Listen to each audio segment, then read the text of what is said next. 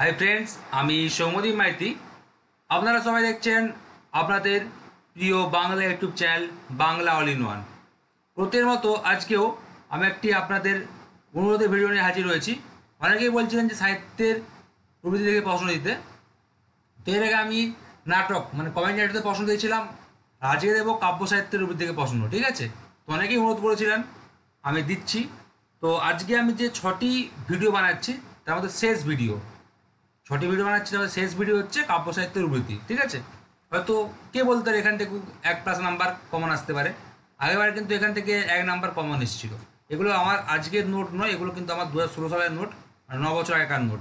সেইগুলো যে কাজে লাগে ভাবিনি, হয়তো সেটাকে এদিক ওদিক করে কিন্তু আমি নোটগুলো বানিয়ে দিচ্ছি বা ইউটিউবে আপলোড করছি। ঠিক আছে, একদম কিন্তু আপনারা ফ্রিতে পেয়ে যাচ্ছেন। তো আজ আমার শেষ ভিডিও, সবাইকে রিকোয়েস্ট, সবাই ভালো করে পরীক্ষা দেবেন আর প্রশ্নগুলো ভালো করে পড়বেন। যদি প্রথমেও আপনার অ্যান্সারটা মিলে যায়, তবু আপনি 3টে অপশান ভালো করে পড়বেন, মোট 4টে অপশান ভালো করে পড়বেন। নাহলে কিন্তু ওই শ্রীকৃষ্ণ কাব্যের মতো ভুল করবেন। যে অনেক প্রশ্ন কি এসেছিল যে বাংলা সাহিত্যের শ্রেষ্ঠ অন্তমধ্য সাহিত্যিক দর্শন কোনটি? এটা অবশ্যই হবে অদামঙ্গল কাব্য। তো 2 নম্বর অপশানে শ্রীকৃষ্ণ পেয়ে গেছেন, আপনারা কিন্তু শ্রীকৃষ্ণ করে দিয়েছেন। এটা 4 নম্বর যদি অপশানটা পড়তেন অদামঙ্গল, তবে কিন্তু ওটা অ্যান্সার করতে পারতেন, তখন ডাউট সৃষ্টি হতো আপনার মনে। ঠিক আছে, তাই 1 নম্বর হোক 2 নম্বর হোক, যখন আপনার অ্যান্সার চলে আসবে তবু 4টে অপশান ভালো করে পড়বেন। ঠিক আছে, আর আমাদের যারা মোটামুটি জেনারেল 54+ স্কোর করতে পারছেন, 54+ স্কোর করতে পারছেন, এবার SC ST নাম্বার কমবে, তারা হচ্ছে আমার সাথে যোগাযোগ করবেন। যারা ইন্টারভিউ ক্লাস করতে চান, আমার যে নাম্বার দেওয়া আছে 8768830230, এই নাম্বারে যোগাযোগ করবেন। ঠিক আছে, যারা 54 জেনারেল স্কোর করতে পারছেন তারা আমার 8768830230 নাম্বারে যোগাযোগ করবেন। আর চ্যানেলটিকে অবশ্যই সাবস্ক্রাইব করবেন। এরপর থেকে আর হয়তো ইউটিউবে ভিডিও আসবে না। কালকে হচ্ছে উত্তরপত্রটা আমি আপলোড করতে পারি, হয়তো কালকে আমার লাস্ট ভিডিও। এরপর থেকে কিন্তু অনেকদিন ইউটিউবে আমার ভিডিওটা মোটামুটি বন্ধ থাকবে। ঠিক আছে, তো সবাই ভালো করে পরীক্ষা দেবেন। দেখুন, ফার্স্ট প্রশ্ন, কবিতা কাকে বলে? উত্তর হচ্ছে, যে প্রকার রচনায় শব্দ পাঠকের কল্পনালোকে এক চিত্রিত সৌন্দর্যের বিশ্ব উন্মুক্ত করে এবং আনন্দ জাগায়, তাকেই হচ্ছে কবিতা বলে। 2 নম্বর প্রশ্ন, কবিতাকে ম্যাট্রিক্যাল কম্পোজিশন বা ছন্দবদ্ধ রচনা কে বলেছেন? উত্তর হচ্ছে স্যামুয়েল জনসন। 3 নম্বর প্রশ্ন, কবিতাকে কয়টি ভাগে ভাগ করা যায় ও কি কি? উত্তর হচ্ছে 2টি ভাগে, যথা 1 নম্বর মন্ময় কবিতা এবং 2 নম্বর তন্ময় কবিতা। ওকে। 4 নম্বর প্রশ্ন, ওড বা স্তোত্র কবিতার জনক কাকে বলা হয়? তার ওডকে কি বলে? যদি এটা কয় দীর্ঘ আগেকার বানান। ঠিক আছে, উত্তর হচ্ছে গ্রিক কবি পিন্ডারকে ওড বা স্তোত্র কবিতার জনক বলা হয়, তার ওডকে বলা হয় পিন্ডারিক ওড। ঠিক আছে, তাহলে পিন্ডারকে বলা হয় ওড বা স্তোত্র কবিতার জনক, তার ওডকে বলা হয় পিন্ডারিক ওড। ঠিক আছে, এগুলো একটু মনে রাখবেন, ইম্পর্টেন্ট প্রশ্ন আছে এগুলো। তারপর দেখুন 5 নম্বর প্রশ্ন, টমাস গ্রের প্রোগ্রেস অফ পোয়েজি, রবীন্দ্র ঠাকুরের বর্ষশেষ ও সমুদ্রের প্রতি, জীবনানন্দ দাশের বনলতা সেন, এগুলি কোন কবিতার উদাহরণ? এটা কিন্তু পরীক্ষায় এসেছিল, সমুদ্রের প্রতি। বললাম না যে আমার মোটামুটি 2016 সালের নোটস, পরীক্ষার আগে বানানো নোটস, এগুলো এতদিন পর কাজে লাগে ভাবিনি। ঠিক আছে, সব কিন্তু আমার ল্যাপটপেই ছিল। যাই হোক, এটা হচ্ছে SSCতে এসেছিল 2016 সালে। স্টার দিয়ে রাখুন। টমাস গ্রের প্রোগ্রেস অফ পোয়েজি, রবীন্দ্র ঠাকুরের বর্ষশেষ ও সমুদ্রের প্রতি, আর জীবনানন্দ দাশের বনলতা সেন, এগুলি হচ্ছে কোন কবিতার উদাহরণ? উত্তর হচ্ছে ওড বা স্তোত্র কবিতার উদাহরণ। 6 নম্বর প্রশ্ন দেখুন, এলিজির স্রষ্টা কে ছিলেন? এলিজির স্রষ্টা ছিলেন কবি মিল্টন। তারপর দেখুন 7 নম্বর প্রশ্ন, একটি পাশ্চাত্য এলিজির উদাহরণ দিন। উত্তর হচ্ছে আলফ্রেড লর্ড টেনিসনের ইন মেমোরিয়াম। ইন মেমোরিয়াম প্রকাশ করা হচ্ছে 1850 খ্রিস্টাব্দ। 8 নম্বর দেখুন, সনেটের জনক কাকে বলা হয়? তো সনেটের জনক বলা হয় ইতালির কবি পেত্রাককে। মারাত্মক ইম্পর্টেন্ট, বাড়ি হচ্ছে ইতালিতে, আর পেত্রাক, ইতালি কবি পেত্রাককে বলা হয় সনেটের জনক। মারাত্মক ইম্পর্টেন্ট। আর বাংলা সনেটের জনককে? বাংলা সনেটের জনক হচ্ছে মাইকেল মধুসূদন দত্ত। ঠিক আছে। 9 প্রশ্ন, মাইকেল মধুসূদন দত্তের চতুষ্পদী কবিতাবলী 1866 কাব্যগ্রন্থ, আর জীবনানন্দ দাশের রূপসী বাংলা রচনাকাল হচ্ছে 1934, প্রকাশ করা হচ্ছে 1957 খ্রিস্টাব্দ। কাব্যগ্রন্থের অন্তর্ভুক্ত 3 সংখ্যক কবিতা হচ্ছে বাংলার মুখ আমি দেখিয়েছি। এগুলি হচ্ছে কিসের উদাহরণ?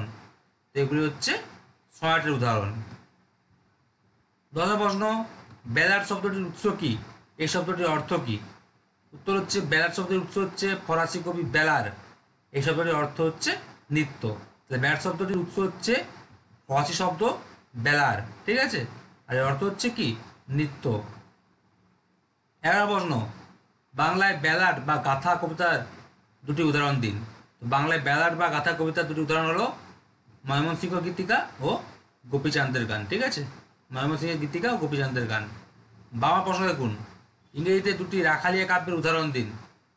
ইংরেজি দুটি রাখালিয়া কাব্যের উদাহরণ হলো মাল্লো রচিত দ্য প্যাশনেট পেসার টু হিজ লাভ ও জেমস টমসনের দি সিজনস। ওকে, তাহলে দেখুন 13 প্রশ্ন, হাইকু কবিতা কাকে বলে? এর একটি উদাহরণ দিন। ওকে, হাইকু কবিতা কাকে বলে আর একটি উদাহরণ দিন। দেখুন, 16 শতকে জাপানের 3 পংক্তির যে অতি সংক্ষিপ্ত কবিতার জন্ম হয়েছিল, হ্যাঁ, 3 পংক্তির অতি সংক্ষিপ্ত কবিতা জন্ম হয়েছিল, তাকেই হাইকু কবিতা বলে। উদাহরণ হলো রবীন্দ্রনাথ ঠাকুরের লেখন 1927 কবিতা কণার অন্তর্গত ছোট ছোট কবিতাগুলি হলো হাইকু কবিতা। তার লেখনের অন্তর্গত কবিতাগুলি হলো হাইকু কবিতা, এটা মনে রাখবে। 14 প্রশ্ন, সমাজের উচ্চ শ্রেণীর মানুষের জীবন বৈচিত্র্য প্রকাশে লঘু চপল হালকা ব্যঙ্গধর্মী কবিতায় কি বলে? উত্তর হচ্ছে লঘু বৈঠকি কবিতা। 15 প্রশ্ন, বাংলায় লঘু বৈঠকি কবিতার একটি উদাহরণ দিন।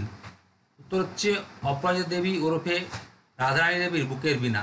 হ্যাঁ, অপরাজিতা দেবী ছদ্মনাম, তার হচ্ছে প্রকৃত নাম রাধারানী দেবী, তার বুকের বীণা 1930, এটা হচ্ছে লঘু বৈঠকি কবিতা। তাহলে 16 নম্বর দেখুন, তন্ময় কবিতা কাকে বলে? যে প্রকার বস্তু ও বস্তুনিষ্ঠ যেখানে বস্তু জগতের প্রকাশই প্রাধান্য পায় তাকে হচ্ছে তন্ময় কবিতা বলে। 17 প্রশ্ন, বাংলায় কাহিনী কবিতার দুটি উদাহরণ দিন। রঙ্গলাল বন্দ্যোপাধ্যায়ের পদ্মিনী উপাখ্যান 1858 এই কাব্যটা, এবং হেমচন্দ্র বন্দ্যোপাধ্যায়ের বৃত্তসংহার কাব্য, ঠিক আছে, প্রথম খণ্ড 1875 আর দ্বিতীয় খণ্ড 1877, এই দুটো কাব্য হচ্ছে কাহিনী কাব্য। রঙ্গলাল বন্দ্যোপাধ্যায়ের পদ্মিনী উপাখ্যান আর হেমচন্দ্র বন্দ্যোপাধ্যায়ের কি? বৃত্তসংহার কাব্য, এই দুটো হচ্ছে বাংলায় কাহিনী কাব্য। 18 প্রশ্ন, ভেরি ভেরি ইম্পর্টেন্ট, এপিক শব্দটির উৎস কি? এপিক শব্দের উৎস কি? মারাত্মক ইম্পর্টেন্ট।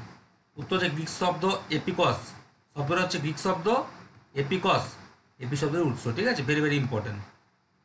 19 প্রশ্ন, এপিক বা মহাকাব্য কাকে বলে? এপিক হলো সুদীর্ঘ বীরগাথা যেখানে এক বা একাধিক নায়কের কীর্তির মহিমা বর্ণিত হয়। জাতির জীবনে যেসব বিক্ষিপ্ত চিন্তাভাবনা ছড়ে থাকে তার সঙ্গতি লাভ করে যে কবিতায়, তাকেই এপিক বা মহাকাব্য বলে। ওকে, ভেরি ভেরি ইম্পর্টেন্ট। 15 প্রশ্ন, এপিক বা মহাকাব্যের বৈশিষ্ট্যগুলি উল্লেখ করুন। এগুলো হচ্ছে ইন্টারভিউ ধরে। 1 নম্বর দেখুন, মহাকাব্যের আখ্যান বস্তু হবে পৌরাণিক বা ঐতিহাসিক, নায়ক হবে ধীরত্ব গুণসম্পন্ন, কমপক্ষে 9টি ও সর্বাধিক 30টি স্বর্গে বিভক্ত হবে। ভেরি ভেরি ইম্পর্টেন্ট, কমপক্ষে বললে 9টি ও সর্বাধিক 30টি স্বর্গে বিভক্ত হবে মহাকাব্য, ঠিক আছে, পরীক্ষা প্রশ্ন আসতে পারে। প্রতি স্বর্গের শেষে পরবর্তী স্বর্গের সূচনা থাকবে। শৃঙ্গার, বীর ও শান্তরসের একটি হবে প্রধান রস, আর ভাষা হবে গাম্ভীর্যপূর্ণ, ঠিক আছে, এগুলো মনে রাখবেন। তো দেখুন 21 নম্বর প্রশ্ন, এপিক বা মহাকাব্যের বৈশিষ্ট্য কে কোন গ্রন্থে তুলে ধরেছেন? এটাও মারাত্মক ইম্পর্টেন্ট, পুরোগুলোই মারাত্মক ইম্পর্টেন্ট, ঠিক আছে। তো এপিক বা মহাকাব্যের বৈশিষ্ট্য, সংস্কৃত আলংকারিক বিশ্বনাথ চক্রবর্তী তার সাহিত্য দর্পণ গ্রন্থে তুলে ধরেছেন, ঠিক আছে। তাহলে সংস্কৃত আলংকারিক নাম কি? বিশ্বনাথ চক্রবর্তী, তার কোন গ্রন্থে? সাহিত্য দর্পণ গ্রন্থে এপিক বা মহাকাব্যের বৈশিষ্ট্য তুলে ধরেছেন। 22 নম্বর প্রশ্ন, এপিক কয় প্রকার ও কী কী? এপিক হচ্ছে 2 প্রকার, যথা অথেন্টিক এপিক, ওকে, এবং 2 নম্বর literary epic. Actually authentic epic বলা উচিত, কিন্তু অথেন্টিক আছে, যাই হোক, অথেন্টিক এপিক এবং লিটারারি এপিক, তো অথেন্টিক এপিকটাই বলা ভালো। ওকে, তারপর দেখুন, হয়তো অথেন্টিক আছে বই। বাংলা সাহিত্যের কয়েকটি এলিজি বা শোক কাব্য, এটা আলাদা দিতাম কিন্তু যেহেতু একসঙ্গে দিয়ে দেয়, যেহেতু এপিকের উদাহরণ বা এলিজির উদাহরণ, বাংলা সাহিত্যে কয়েকটি এলিজি বা শোক কাব্য বা শোক কবিতার উদাহরণ, ঠিক আছে, হয়তো আলাদা দিতে পারতাম, একসঙ্গে দিয়ে দিলাম। ফার্স্ট দেখুন, প্রিয় বন্ধু রাজকৃষ্ণ বন্দ্যোপাধ্যায়ের কন্যা প্রভাবতীর মৃত্যুতে শোকাহত হয়ে ঈশ্বর বিদ্যাসাগর কোন গ্রন্থ লেখেন? উত্তর হচ্ছে প্রভাবতী সম্ভাষণ। রচনাকাল 1863 ও প্রকাশকাল 1892। এটি বাংলা সাহিত্যের প্রথম শোকগ্রন্থ কিন্তু কিন্তু এটি কাব্যগ্রন্থ নয়, ঠিক আছে। প্রশ্ন, পত্নীর মৃত্যুতে শোকাহত হয়ে অক্ষয় কুমার বড়াল কোন কাব্যগ্রন্থ রচনা করেন? উত্তর হচ্ছে এসা আর 1912। এটি বাংলা সাহিত্যের শ্রেষ্ঠ শোকগ্রন্থ বা শোককাব্য। স্টার দিয়ে রাখুন। প্রথম শোকগ্রন্থ প্রবাসী সম্ভাষণ, ঠিক আছে। 1863 রচনাকাল, প্রকাশকাল হচ্ছে 1892। 91 নয় কিন্তু 92 হবে, ঠিক আছে। আর এসা হচ্ছে বাংলা সাহিত্যের শ্রেষ্ঠ শোকগ্রন্থ বা শোককাব্য। ভেরি ভেরি ইম্পর্টেন্ট, দুটো স্টার দিয়ে রাখুন, ওকে। 3 প্রশ্ন, স্ত্রী সুরবালা দেবীর মৃত্যুতে দ্বিজেন্দ্রলাল রায় যে শোকাহত হয়েছেন কোন কাব্যগ্রন্থে তা পরিস্ফুট হয়েছে? উত্তর হচ্ছে আলেখ্য কাব্যগ্রন্থে, প্রকাশকাল হচ্ছে 1907 খ্রিস্টাব্দ, ওকে।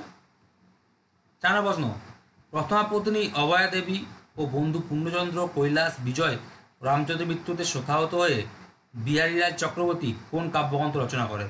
উত্তর হচ্ছে বন্ধু বিয়োগ, প্রকাশকাল হচ্ছে 1870 খ্রিস্টাব্দ। 5 প্রশ্ন, স্বামীর মৃত্যুতে শোকাহত হয়ে গিরীন্দ্রমণি দাসী কোন কাব্যগ্রন্থ লেখেন? উত্তর হচ্ছে অশ্রুকন্যা কাব্যগ্রন্থ, প্রকাশকাল হচ্ছে 1887 খ্রিস্টাব্দ। সব কিন্তু প্রকাশকাল দিয়ে রেখেছি। 6 প্রশ্ন, 1922 খ্রিস্টাব্দের 25শে জুন কবি সত্যেন্দ্র দত্ত মৃত্যুবরণ করলে শোকাহত হয়ে বিশ্বকবি রবীন্দ্র ঠাকুর কোন কবিতাটি লেখেন? উত্তর হচ্ছে সত্যেন্দ্র দত্ত। এই কাব্যগ্রন্থটি তার পূরবী 1925 কাব্যগ্রন্থের অন্তর্ভুক্ত, ঠিক আছে। তাহলে মোটামুটি বলতে পারি শোকাহত হয়ে তিনি সত্যেন্দ্র দত্ত কাব্যটি বা কবিতাটি লেখেন। এই কবিতাটি তার পূরবী 1925 এই কাব্যগ্রন্থের অন্তর্ভুক্ত। 7 প্রশ্ন দেখুন, 1928 খ্রিস্টাব্দের 30 জানুয়ারি জাতির জনক মহাত্মা গান্ধী মৃত্যুবরণ করলে শোকাহত হয়ে কবি প্রেমেন্দ্র মিত্র কোন কবিতাটি রচনা করেন? উত্তর হচ্ছে তার 3টি গুলি কবিতাটি রচনা করেন, ঠিক আছে, 3টি গুলি। 8 প্রশ্ন, একমাত্র পুত্রের মৃত্যুতে শোকাহত হয়ে কামিনী রায় কোন কাব্যগ্রন্থ রচনা করেন? একমাত্র পুত্রের মৃত্যুতে শোকাহত হয়ে কামিনী রায় অশোক সঙ্গীত 1914 এই কাব্যগ্রন্থটি রচনা করেন। তাহলে 9 প্রশ্ন, প্রথমা পত্নীর মৃত্যুতে শোকাহত হয়ে সুরেন্দ্রনাথ মজুমদার কোন কাব্যগ্রন্থ লেখেন? প্রথমা পত্নীর মৃত্যুতে শোকাহত হয়ে সুরেন্দ্রনাথ মজুমদার তার মহিলা 1880 এই কাব্যগ্রন্থটি লেখেন, ওকে। 10 প্রশ্ন, বন্ধু রামকুমার ভট্টাচার্যের অস্বাভাবিক মৃত্যুতে শোকাহত হয়ে হেমচন্দ্র বন্দ্যোপাধ্যায় কোন কাব্যগ্রন্থ রচনা করেন? বন্ধু রামকুমার ভট্টাচার্যের অস্বাভাবিক মৃত্যুতে শোকাহত হয়ে তোমার হচ্ছে হেমচন্দ্র বন্দ্যোপাধ্যায় তার চিন্তা তরঙ্গিনী 1861 কাব্যগ্রন্থটি রচনা করেন, চিন্তা তরঙ্গিনী, ওকে। 11 প্রশ্ন, 1902 খ্রিস্টাব্দে 23 সেপ্টেম্বর শ্রী মৃণালিনী দেবী, বিবাহ পূর্ববর্তী নাম হচ্ছে ভবতারিণী দেবী, হ্যাঁ, মৃত্যুবরণ করলে শোকাহত হয়ে কবিগুরু রবীন্দ্র ঠাকুর কোন কাব্যগ্রন্থ লেখেন? এটা হচ্ছে স্মরণ কাব্যগ্রন্থ। এটা হচ্ছে মৈচন্দ্র সেন সম্পাদিত কাব্যগ্রন্থের অন্তর্ভুক্ত 1903 খ্রিস্টাব্দে বা 1310 বঙ্গাব্দে। আর গ্রন্থাগারে প্রকাশ বললে 25 মে 1914 বা 1321, তো 1914ই বলবে, ঠিক আছে। রচনাকাল মারা দরকার নেই। গ্রন্থাগারে প্রকাশ 1914 খ্রিস্টাব্দ। কোন কাব্যগ্রন্থ লেখেন? শ্রীমৃত্যু শোকাহত হয়ে রবীন্দ্র ঠাকুর স্মরণ কাব্যগ্রন্থ। 12 প্রশ্ন, 1925 খ্রিস্টাব্দে 16 জুন দেশবন্ধু চিত্তরঞ্জন দাস মৃত্যুবরণ করলে শোকাহত হয়ে কবি জীবনানন্দ দাস কোন কবিতাটি রচনা করেন? উত্তর হচ্ছে দেশবন্ধুর প্রয়াণে। এই কবিতাটি প্রথমে বঙ্গবাণী পত্রিকায় প্রকাশিত হয়। এটি একটি ব্রাহ্মবাদী কবিতা, ঠিক আছে, এটি একটি ব্রাহ্মবাদী কবিতা। এটি হচ্ছে প্রথম বঙ্গবাণী পত্রিকায় প্রকাশিত হয়। নাম কি? দেশবন্ধুর প্রয়াণে। 13 দেখুন, 1942 খ্রিস্টাব্দের 7 আগস্ট 1941 হয়, মিস্টেক 1942 হয়ে গেছে, যাই হোক। 1941 খ্রিস্টাব্দের 7 আগস্ট বিশ্বকবি রবীন্দ্র ঠাকুর মৃত্যুবরণ করলে তার মৃত্যুতে কবি কাজী নজরুল ইসলাম যে গভীরভাবে শোকাহত হয়েছেন কোন কবিতায় তা ফুটে উঠেছে? মারাত্মক ইম্পর্টেন্ট প্রশ্ন এটা। উত্তর হচ্ছে রবিহারা কবিতা, ঠিক আছে। 21 খ্রিস্টাব্দের 7 আগস্ট রবীন্দ্র ঠাকুর মৃত্যুবরণ করলে তোমার হচ্ছে কবিগুরু মানে কবি কাজী নজরুল ইসলাম রবীন্দ্র ঠাকুরের মৃত্যুতে শোকাহত হয়ে তার রবিহারা কাব্যটি বা কবিতাটি রচনা করেন, ওকে। লাস্ট প্রশ্ন 14 নম্বর, দেশবন্ধু চিত্তরঞ্জন দাসের মৃত্যুতে শোকাহত হয়ে কাজী নজরুল ইসলাম কোন কাব্যগ্রন্থটি রচনা করেন? দেশবন্ধু চিত্তরঞ্জন দাসের মৃত্যুতে শোকাহত হয়ে কাজী নজরুল ইসলাম তার চিত্তনামা 1925 বা শ্রাবণ 1332 কাব্যগ্রন্থটি রচনা করেন, ঠিক আছে। চিত্রনামা আমাদের প্রকাশকাল কত? 1925 খ্রিস্টাব্দ, ওকে। তো এই কাব্যগ্রন্থের অর্ঘ্য, অকাল সন্ধ্যা, সান্ত্বনা, ইন্দ্রপতন, রাজভিকারী প্রভৃতি পত্রিকায় চিত্তরঞ্জন দাসের প্রতি কবির আবেগ মিশ্রিত শ্রদ্ধা প্রকাশিত হয়, ঠিক আছে। দেখুন, এটা আলাদা দিতে পারতাম, একসঙ্গে দিয়ে দিলাম। এই হচ্ছে পুরো টপিক, এলজির মধ্যে যেহেতু আছে এই ভাষাতে কয়েকটি শোক কাব্য বা শোক কবিতা দিয়ে দিলাম, ঠিক আছে, দেখে নেবেন। হ্যাঁ, আর হচ্ছে সৌম্যদীপ মাইতি, যারা আমাদের অনলাইনে ক্লাস করতে চান, যারা 54+ স্কোর করেছেন জেনারেল, তারা আমার 876888302330 নাম্বার যোগাযোগ করবেন। কালকে আমি উত্তরপত্র আপলোড করার চেষ্টা করবো, ঠিক আছে। আর কালকে হয়তো আমার শেষ ভিডিও এখনকার মতো, আবার পরে ভিডিও আপলোড করবো, ঠিক আছে। পরীক্ষা এটা হয়ে যাক, তারপর এখন কিন্তু ইন্টারভিউ নিয়ে ব্যস্ত থাকবো, ঠিক আছে। তো ভালো থাকবেন, ভালো করে পরীক্ষা দেবেন। ধন্যবাদ, শুভরাত্রি। এটাই আমার লাস্ট আজকে।